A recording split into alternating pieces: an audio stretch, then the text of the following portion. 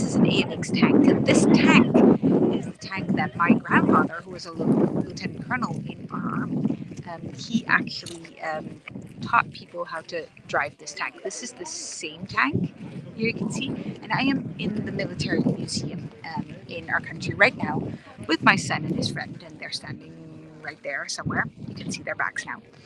And the reason that I don't have my microphone, so I actually do hope you can hear me, because I was here and I saw this tank that my grandfather used to teach people in the drive. And I wanted to talk about a little bit of my personal history. Now, a lot of you know that my grandfather was a lieutenant colonel and that he was my biggest mentor, my biggest example in life. And one thing he taught me is that he fought for peace. He fought for world peace. And he always said to me, peace is just a pause in between two wars.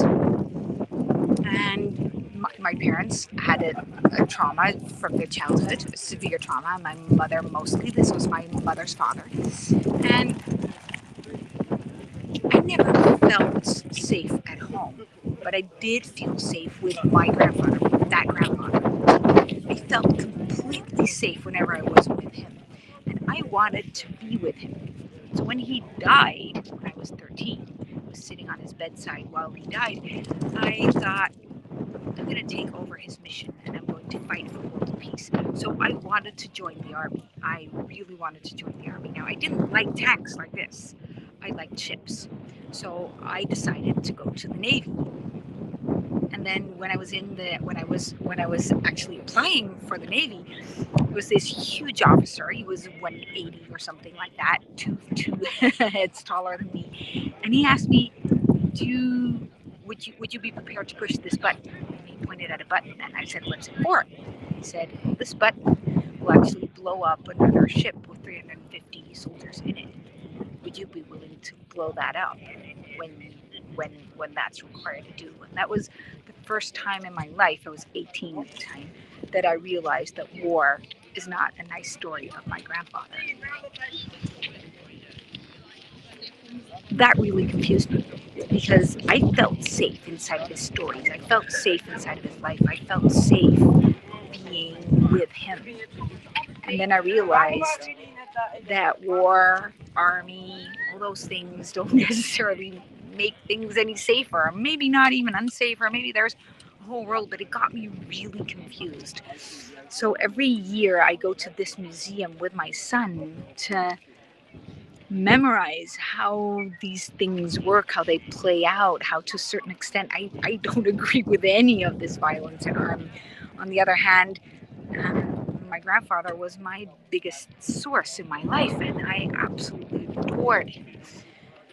I have a very different way of fighting for peace. I have a very different way of believing that we can achieve peace. But I don't have any of the answers. Walking here in this museum makes me realize that I really don't have any of the answers, except that I believe that everybody should be doing what he came to do on this planet, and do that in the biggest way you possibly can.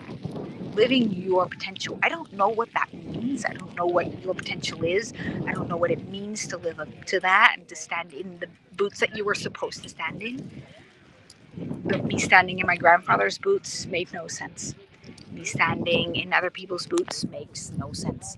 I need to fill my life. I need to fill my mission, and that is what I'm here to do. That has nothing to do with tanks, but it has everything to do with a world where everybody lives the life they should be living, and where everybody lives the life that they were meant to live, to a capacity where we don't need any wars, where we don't need to fight, where we don't need tanks like this, where we are just safe because everybody's here and everybody's playing their foes.